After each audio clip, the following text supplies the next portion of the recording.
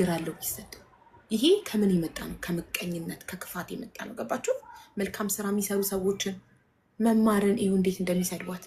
በቃ መልካም ስራ የሚሰሩ ሰዎችን አታክ አድርጎ ሰድቦ ከሚዲያ ለማባረር ሚዲያውን የተሳዳቢ ብቻ ለማድረግ እንዴ!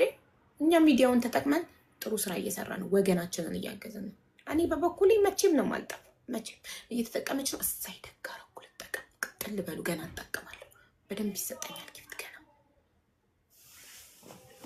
እና ስማርት ሁኑ። መልካም ስራ የምትሰሩ ሰዎች የመጥፎ ሰዎች ስድብ እንዳይሰብራችሁ፣ የነሱ ስድብ ሰብሯችሁ እንዳጠፉ። እነሱ የሚፈልጉት ከቲክቶክ ላይ እኛ ወገኖቻችን የምናግዝ ሰዎች በስድብ ተቀጥቅጠን ጠፍተን ቲክቶክን የተሳዳቢ ብቻ እንደ ድሮ እኛ ከመምጣታችን በፊት እንደነበረው የዘረኛ የፖለቲከኛ የነገረኛ የተሳዳቢ ብቻ እንዲሆን ቲክቶክን ክፍት ስታደርጉ የሚሳደብ እናት እንዲቱ ምናምን የሆነ እንደዚህ አጸያፊ ለጆሮ